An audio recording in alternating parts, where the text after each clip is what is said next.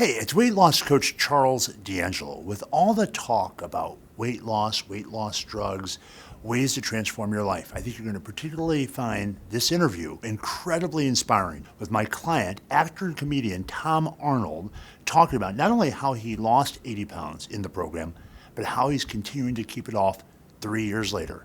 Check it out.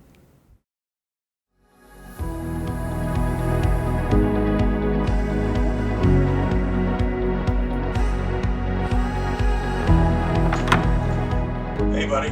How are you, man? Good. Here I am. Whoa. Fancy. Tom, my understanding is this whole new world of yours, this journey, has began with a stroke. But I want to go back before that a little bit. Tell me a little bit what your life was like when you were 80 pounds heavier and living the life you were living before all of this began to happen. Well, I grew up in Iowa, worked on farms, worked at a meat packing plant. You know, it's a different lifestyle there. And before, I played sports and stuff, so I ate way too much, but I played sports, so it was like, I didn't gain weight. I weighed 175 when I was a senior in high school, I was a quarterback. But then once I started to get out in the real world, I still ate like that, and then I started to put on weight. So there's been 3 times in my life that I've gained 100 pounds and lost it. But you're in show business. Portly doesn't always sell in show business. It's funny because I've had friends like Chris Farley, who's my best man at my second wedding, who really feared that if he lost weight, that he wouldn't be funny. Now we know that's BS, but it became a big problem for him. You know, the thing about being in show business, it's the way you look. You cannot, if you're not in show business, you can look in the mirror, just look at your eyes. But if you're in show business and people are taking your picture all the time, you're aware of what, you're like, oh my God, how did I do that? And I think when the public has an image of you as a big person and you lose weight, it takes a moment. They're like, whoa, what happened? So it is possible to get healthy and still be funny. So aside from your experience with Farley, what else changed it for you? The stroke was interesting because during COVID, the kids were home, we were homeschooling, and I really did not pay any attention to my physical self. And I didn't realize how big I'd gotten because if your kids are the only people that see you with your shirt off, there's not as much pressure. And so I was giving them a bath one night. They in there, they shoot some baskets, and I'm like, whoever gets out first wins. And I do a thing where I turn to the bathroom door and I count to 10. And when I turned back around, this eye, felt like a curtain came down. And I thought maybe I'd punch myself in the eye. So I get him out of there. Half my vision comes back. And I thought, well, I'm a dad. I better drop the kids to school, which I did carefully. And then go down to UCLA and have my eye guy see what's up. And he shoots some dye at me and he's like, you've had a stroke, which is like something I expected to hear one day, but damn. Charles had reached out before. And I was like, I'm not quite ready. I got this stuff for the kids and whatever. And then after the stroke, I'm like, I'm ready. Let's try this. And he said, you will lose 80 pounds in 6 months or what? By July, I'm like, there is no way. There is no way. And I almost was like, this guy's nuts. But he knew I'd be filming with Arnold that next summer. He said, I want you to be at your original True Lies weight. I'm like, this is just, we start doing, I do what he says. Slow. I'm a little apprehensive on the physical stuff because of the stroke. I'm like, which is a kind of an addict thing to do. Like, I don't want to get healthy. Something might happen. So all of a sudden, a couple months in, I'm like, what? Something is happening. This weight is coming off. And then we got to July and it had come off. It was in shock. Is it fair to say that when you first met Charles, because you're a celebrity, and I'm sure people are coming on to you for one reason or another for a lot of things, were you suspicious of his approach? He really worked to get to me. And, I'd go, who's this guy, man? I'm not ready. I gotta, and I'm grateful he stayed on it. I have people, plus, however I looked at Arnold's, I've had women come up to me at parties and go, My husband's a dermatologist. You should see him. I'm like, God dang it, what? I know I got, but I knew it was time, and I took a leap of faith because I think I know how to do everything. I think I know the way, but I did a leap of faith that he genuinely achieved even more than he promised. My daughter was a client of Charles, and she said the one thing, lasting memory she has is he's tough. He's tough. Yeah, he is. How tough was he on you? Yeah, he is assertive. There's no like, oh, I'm feeling like, you got to get back at it. Here's what I need, which is great, which is what you want from a coach. There's no, just because he's in St. Louis and I'm in L.A., I can't get away with, the distance. Okay, he's not standing outside the door. Let me do my thing. But also, he's an impressive specimen. He sent a picture of himself, which I thought was not. I thought he created this picture with AI, how big he was when he was younger. I mean, it's crazy, that picture, and so then I have a lot of respect for it because he has been there, which it means a lot to me. If someone's going to help someone with drugs or alcohol, knowing they have had that experience, you listen to them more. If someone's been a very, very big person and has turned it around, because it doesn't seem like he could, doesn't seem like his skin would work anymore. He was so big, and he's like got a perfect chiseled body. So what can I say? Is there a routine you follow every day, following his process? In the perfect world, I get up before my kids, which is hard sometimes, do an hour of cardio. We started lower because I was at first like, I had this stroke. I don't know. I don't know if I could do it. I've always done a lot of cardio, but you build up to that. If I have a perfect day, I do that. Then I have my medicine. Then I have my shake. And then you get some treats in there, maybe some walnuts or something. But when I was first on it, I got a half a Subway sandwich with a lot of meat on it. And I think that helped me so much because that's real to me. Oh, you get that within this stuff? I really look forward to that. And it was a real thing I could get anywhere. And so it was very helpful. And if I put on a couple pounds and say, let's not eat bread at that, here's 8 ounces of this, 6 ounces of this. But it's blocked out over the day, including at night when you have this all fruit treat, that he would say, I know, even if you're not hungry, eat it. That was really good advice, to have something that seemed like sugar at night. And then I've been satisfied. I'm not cheating myself on anything. How often do you check in and go through that process of making sure you're staying on track? Every 2 weeks. What's that like? We talk a little bit about life, what's going on, I think the idea is, why are you eating? What triggers you to go, I'm hungry? Are you hungry, or is it some emotional thing? And we talk that over. He's gotten to know my kids. Sometimes it's a therapy session. I don't know if that's what he wants, but that's what he gets. And he does listen. So when I'm done, I'm feeling good. It's like there are certain things, doing my cardio. Sometimes like, I don't want to do that.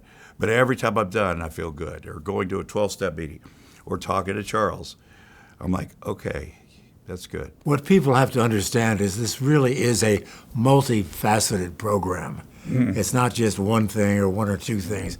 It's a whole bunch of things, including the willpower on the part of someone like yourself to stick with it. Yeah, you just gotta, it just has to be a part of your life. Charles has to be a part of your life. He's got to be that guy, that shadow there too, that great big dude. But also the fact that my kids are aware of it, they're very encouraging. They used to, when we first started this, I'd say, kids, I got to do some time on the elliptical. And every other time I'd start, they'd get right in front, I had the headphones on, they'd be right here arguing. And then I have to take the headphones off and deal with their thing. And then I tried to explain, I need this, your dad needs this. And the next day they were out arguing in front of me. And my son said to my daughter, stop, we need to stop this. Dad needs this for his mental health. And, it's been like that. So, but, it's the whole family. We all do it. And it's good. I can see the results on my kids. You're telling me that support is also important. It's not only Charles, but you have to have support in your immediate environment. Well, people that love you care, and they're happy that you're doing better. And you don't have to have a massive circle of people. Do you remember the moment, the time, the day you hit 205 in weight? Yes. Yeah, I had, had my assistant Sasha, who was a small person, like younger, athletic, take a picture, and I had an Iowa, I think loyalty, Iowa, I went to the University of Iowa, and there's a stain on the shirt. And Sasha's like, I think you're a stain. I go, that's the shirt, that's the picture, that's the moment. There's a stain on it, but that is the moment. So just kind of a lot of gratitude, a lot of, was proud, heard from a lot of people, and felt good. And, I have not felt bad since. I haven't felt like I'm out of control. Sometimes I've you get out of the road, you aren't 100% with this or that. He's really good about saying, you got to be 100%. What has all of this, Tom, meant for you professionally? This is the first stand-up tour I've done in years, long before COVID. And it's grueling. Let me tell you, it's a different town. We're in St. Louis. Last night it was Louisville. The night before it was Chicago, Detroit, Fort Worth, Dallas, Montana. Like, you got to be up for it. And you have to go. I go for an hour and 15 minutes each show with the audience, so that I spend an hour and a half with them after. And they deserve, sometimes there's 2 shows a night. There's no, oh, I'm tired, I can't. There's like, I got to do this. This is what I want to do. And I'm not sure I could have done that when I was younger. I used to do it when I was drinking or doing drugs and thinking I did a good job, but there's no way. What do people who knew the old Tom say to you about the new Tom? Like when I first did this, Arnold was like very impressed. But I've known him so long that I've been up and down, and he's tried to work out with him. We tried to do his thing, but he sees the consistency year to year. He just wants me to be healthy, same way he wants himself, everybody else. I don't know that I think because it's been going on 4 years, 3.5 years, that it's just people probably think this is how it always has been. It's hard to go back, and I have to deal with that myself too. I have more patience. I don't have to do everything, and it helps having kids. But I have a smaller world, which I like. It's the kids, I do this, do that, and I genuinely like that. So when I do go out, to do shows or act or stuff, I try to be the best I can be and have the best temperament. Yeah, once again, it just seems to me that your support system is extraordinarily important to this whole process. Well, it is, and I have several support systems. Number one, Charles, but I have my 12-step guys. I have guys that I've sponsored or help out, or I have my service stuff that I do. A lot of it with Arnold. We give out 10,000 gifts every Christmas down in South Central. We raise money for after-school programs. All of that adds to my self-esteem, which is all a part of this. Because I haven't always had that. So my dream is to be excellent at whatever I do, if it's acting, stand-up, parenting, and it's just a lot easier when I start with, okay, I feel good about this guy. You ever worry about slipping back? Well, you gotta be aware. I'm fully capable. Gotta be aware, and I see it happening with people, and I've done it before. So, I just have to equate that with death. So, I think the more I'm on top of it, the better. It's not something that's always, like there's a voice in my head that genuinely wants to kill me. And the more positive things I do, the quieter that voice is. But if I start, slacking off a little bit, not sleeping, doing this, running around too hard, it gets a little louder, and it's tricky because it'll trick you into that. So I have an awareness about that. You're living in LA now? Mm-hmm. That would be a tough place, I would think, in many ways. People people in your business in particular work hard at looking good. But there's also a lot of other stuff going on in which you were, a world you were part of at one time. Well, when I did drugs and drank, I thought everybody did drugs and drank. And then when I stopped, I thought nobody did. LA there's a lot of opportunity to get in trouble, but there's a great sober community out there, a great wellness community. Physical fitness, compared to where I grew up in Iowa, when I take the kids to school in the morning, every mom, they're dropping the kids. They don't walk the kids to the gate like I do. They're like, get out of here. I got a class. I got another. And they kill it. And they consistently do it every day. That's not something I grew up with.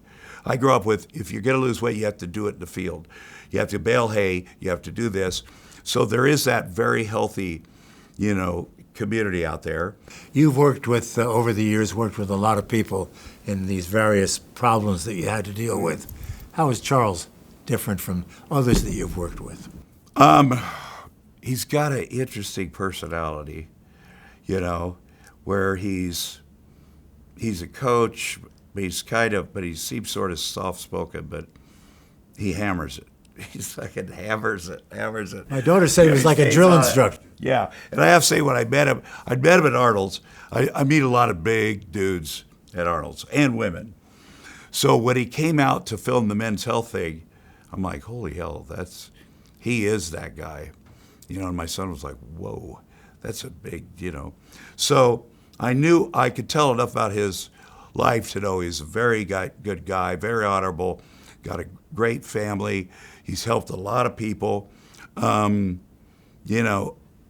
I think he's impressive. Don't you think? Absolutely. He's an impressive dude, man. He walks the walk. He talks the talk.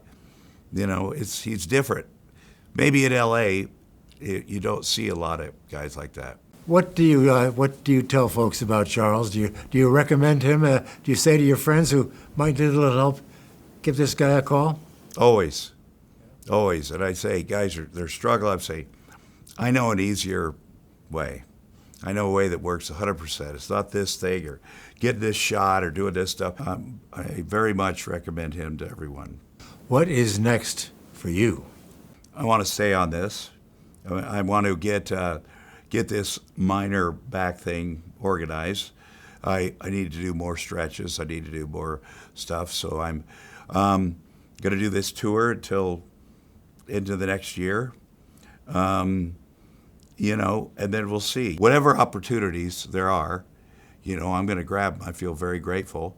And, and then blocking out time for my kids. I've only known you for an hour or so, but I have the feeling you're a much happier guy now than you were 3 years ago and before that.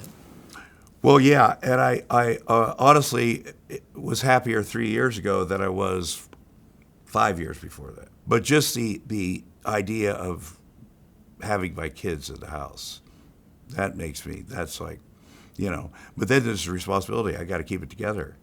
I have to be not only an example, but I got to live as long as I can. I got to be healthy.